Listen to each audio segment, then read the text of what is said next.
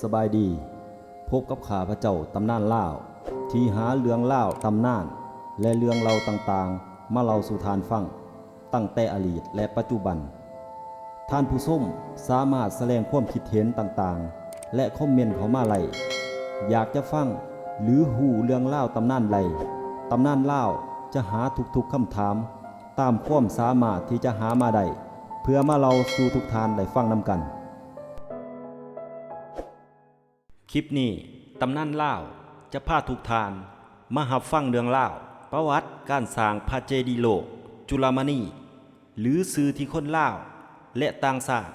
มักเอิ้นติดปากติดคอกันต่อมาก็คือพระธาตุหลวงเวียงจันทน์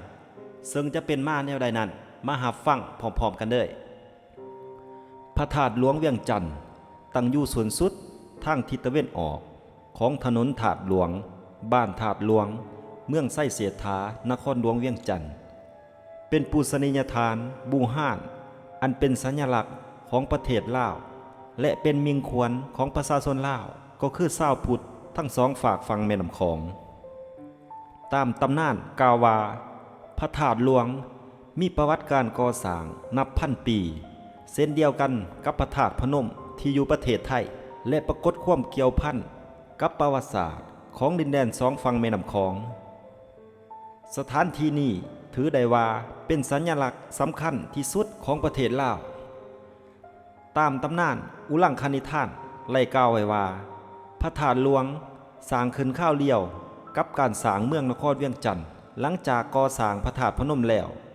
ผู้สร้างเมืองคือท้าวบุริจันทร์อวยรวยหรือพระเจ้าจันทบุรีประสิทธิศักดิ์วีรกษัตริย์ผู้ปกครองนครเวียงจันทน์พระองค์ทำอิฐพร้อมกับพระอรหันต์หาองค์เพื่อบรรจุพระบรมสารีริกธาตุซึ่งแลอัญเชิญมาจากประเทศอินเดียโดยก่อเป็นอุโมงค์หินคอมไว้อุโมงค์หินมีความกว้างด้านหน้าหาว่าผนังหนา2 ว่าและสูงไหล่4 ว่า3 ศอกเมื่อไหลบรรจุพระบรมสารีริกธาตุแล้วพระเจ้าจันทบุรีจึงไหลมีพระราชดำรัสให้เสนาอามาตย์สร้างวิหารขึ้นในเมืองจันทบุรีหรือนครเวียงจันทน์หาหลังเพื่อให้เป็นที่อยู่จำพรรษาของพระอรหันต์ทั้ง5 องค์นั้นตามตำนานดังกล่าวโดยระบุศักราชการสร้างว่าอยู่ในช่วงพ.ศ. 238นับตั้งแต่พระเจ้าฝ่างุมเสวยราชสมบัติที่เมืองหลวงพะบางแล้วก็เลยมีการทรงเสือพระวงศ์และขุนนางสำคัญมาปกครองเมืองนี้โดยตลอดจนในปีพ.ศ. 2109หลังจากพระเจ้าไสยเศรษฐาธิราชวีรกษัตริย์ผู้ยิ่งใหญ่ของอาณาจักรล้านสร้างไล่ย้ายราชธานีเมืองเสียงลงเสียงทองหลวงพะบางลงมาอยู่นครเวียงจันทน์ไล่6 ปีพระองค์ไล่มีพระบรมราชโองการให้สร้างองค์พระธาตุหลวงขึ้นมาใหม่ในเขตพระราชอุทยานทางลานทิศตะวันออกของนครเวียงจันทน์โดยสร้างขอบพระธาตุองค์เก่าที่มีมาแต่บูหานาการเมื่อสร้างพระธาตุหลวงเสร็จสมบูรณ์แล้วจึงไล่ส่งขนานนามพระธาตุนี้ว่าพระธาตุเจดีย์โลกจุลามณีหรือพระธาตุใหญ่แต่คนส่วนหลายมักเอ่นว่าพระธาตุหลวงและมีราชองค์การให้อุทิศค่าพระธาตุจำนวน35 ครอบครัวอยู่เฝ้ารักษาพระธาตุนี้พร้อมทั้งมอบที่ดินให้ค่าพระธาตุไล่ทำมาหากินอยู่ในขอบเขตบริเวณนั้นพระธาตุหลวงตั้งอยู่ทิศตะวันออกเฉียงเหนือของประตูไส้พระธาตุหลวงแห่งนี้ถือเป็นสถานที่สำคัญที่สุดของประเทศลาวเป็นสัญลักษณ์ประจำชาติและยังแทนความเป็นเอกราชและอำนาจอธิปไตยของประเทศลาวอีกพระธาตุนี้สร้างขึ้นในศตวรรษที่16มีรูปทรงที่บ่คือกับพระธาตุองค์อื่นเพราะเป็นการผสมผสานระหว่างสถาปัตยกรรมในพุทธศาสนากับสถาปัตยกรรมของอาณาจักรตามตำนานเล่าว่าพระธาตุองค์นี้ได้สร้างขึ้นในสมัยพุทธศักราชที่236โดยมีพระภิกษุลาวจำนวน5 องค์เดินทางไปศึกษาพระพุทธศาสนาในประเทศอินเดียและไล่อัญเชิญพระอุรังคธาตุของพระพุทธเจ้ามาที่นครเวียงจันทน์ต่อมาไล่เข้ากราบทูลพญาจันทบุรีประสิทธิศักดิ์ผู้ปกครองนครเวียงจันทน์ในสมัยนั้นให้สร้างพระธาตุหลวงขึ้น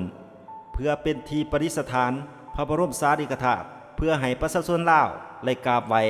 กล่าวไว้ว่าพระธาตุองค์เก่านั้นสร้างโดยหินเป็นรูปโอคอมมีการก่อกำแพงอ้อมหอกเอาไว้ทั้ง4ด้านแต่ละล้านมีความกว้าง10 เมตร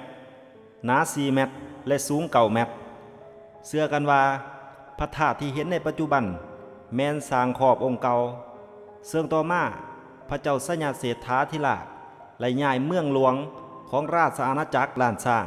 จากหลวงพระบางมาอยู่ที่เวียงจันทน์ตามคำลิของพระราชบิดาคือพระเจ้าโพธิสารจากนั้นทรงมีพระบัญชาให้สร้างพระเจดีย์องค์ใหม่ขอบพระธาตุองค์เก่าไว้อยู่บริเวณที่เคยเป็นเทวสถานเก่าของขอมโดยเริ่มก่อสร้างในปีพ.ศ. 2109และหลังจากสร้างพระธาตุหลวงแล้วก็เลยสร้างวัดขึ้นอ้อมห้อมพระธาตุไว้ทั้ง4 ทิศแต่ปัจจุบันเหลืออยู่เพียง2 แห่งก็คือวัดพระธาตุหลวงเหนือและวัดพระธาตุหลวงใต้ในปัจจุบันพระธาตุหลวงมีลักษณะคล้ายคือปอบปราการเพราะมีการสร้างระเบียงสูงใหญ่อ้อมหอบองค์พระธาตุไว้สำหรับประตูทางเข้านั้นเป็นประตูไม้ขนาดใหญ่นอกจากนี้อ้อมหอมองค์พระธาตุใหญ่ยังมีเจดีย์บริวารอ้อมหอมอยู่เมื่อย่างเข้าไปเบิ่งไกลๆก็จะเห็นสัญลักษณ์หนึ่งแสดงถึงความศักดิ์สิทธิ์ของพระพุทธศาสนาแห่งนี้ปรากฏอยู่หลวงหลายบ่ว่าจะเป็นหูแกะสลักพญานาคพระพุทธรูปลายกีบบัวประดับอยู่บนฐานปักและถัดจากประตูทางเข้าใหญ่ประมาณ100 เมตรจะแนมเห็นรูปปั้นของพระเจ้าไสยเศรษฐาธิราชตั้งอยู่บนฐานสูงพระหัตถ์ถือแสงหลาบว่างพาดไว้บนพระเผาเล่ากันว่าพระแสงหลาบเล่มนี้เฮ็ดหน้าที่ปกป้องพระธาตุหลวงซึ่งไล่ถือว่าเป็นศูนย์รวมจิตใจของประชาชนลาวทุกคนว่ากันว่าภายหลังที่พระเจ้าไสยเศรษฐาธิราชสร้างพระธาตุหลวงนี้สำเร็จลงในปีค.ศ. 1570ยังบ่ทันได้ฉลองพระองค์ได้เลื่อนทางลงไปเมืองอัตตปือแล้วหายสาบสูญไปในปีค.ศ. 1571มาฮอดปีค.ศ. 1957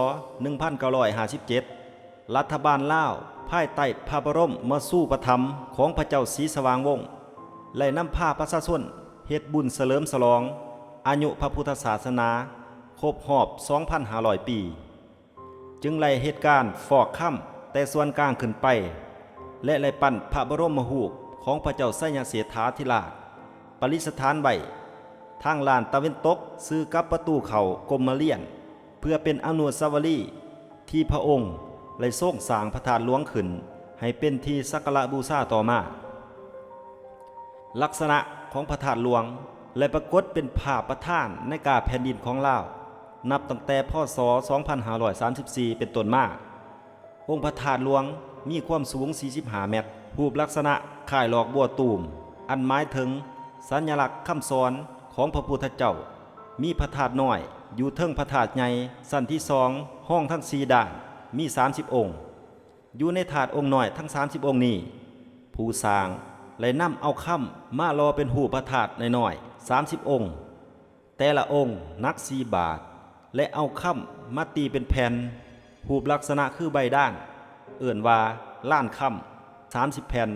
แต่ละแผ่นยาวศอกกำมือแล้วเขียนคำสอนของพระสัมมาสัมพุทธเจ้าลงในใบล้านทุกใบ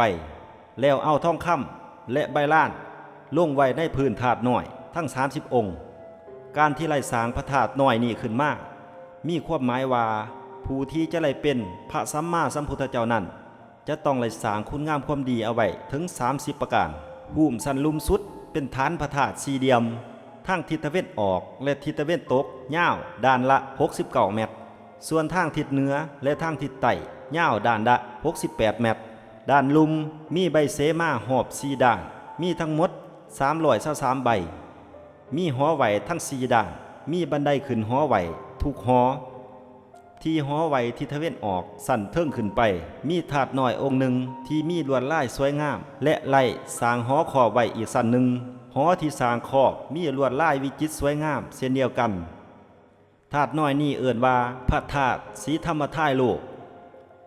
ด้านที่2ถัดจากหอไหวขึ้นไปแต่ละด้านยาว48 เมตรมีกีบดอกบัวอ้อมหอบทั้งหมดมีจำนวน120 กีบ ภายในกีบดอกบัวเฮ็ดด้วยกระดูกงูแล้วตั้งใบเสมาเทิงกระดูกงูนั้นใบเสมาในสันนี้มีจำนวน228ใบเทิงสันนี้มีประตูโค้งกงกับทางขึ้นหอไหวทั้ง4ด้านพอเข้าไปที่ประตูโค้งนั้นก็จะพบพระธาตุบารมีที่กล่าวแล้วและธาตุบารมีก็มีชื่อเอิ้นทุกองค์คือเริ่มแต่ท่านบารมีท่านอุปบารมีในจนครบทั้ง30องค์สั้นที่3สร้างขึ้นทัดจากพระธาตุองค์น้อย30องค์นั้นขึ้นไปเทิงสั้นนี้จะเห็นว่ามีความกว้างด้านละ30เมตรพื้นลานที่3นี้มีรูปลักษณะเป็นดังเตาหรือโอขอมอยู่เทิงสันหลังเตาเป็นฐานของยอดพระธาตุมีรูปเป็นสี่เหลี่ยมอ้อมห้อมลวยกีบดอกบัวใหญ่ซึ่งมีปลายกลีบเริ่มบ้านออกถัดจากดอกบัวไปมีรูปหัดแอวจะเป็นฐานจอมธาตุฐานนี้จะเป็นรูปสี่เหลี่ยมบ้านขึ้นเทิงหน่อยหนึ่งต่อจากฐานนี้คนบูฮานเอิ่นว่าดวงปีดังมีอยู่ในคำกรที่ว่าเจดีดิวดวงปีผลพุงอยู่หอบฐานพระธาตุก็ไล่สร้างบริวารอ้อมหอบติดกันทั้ง4ด้าน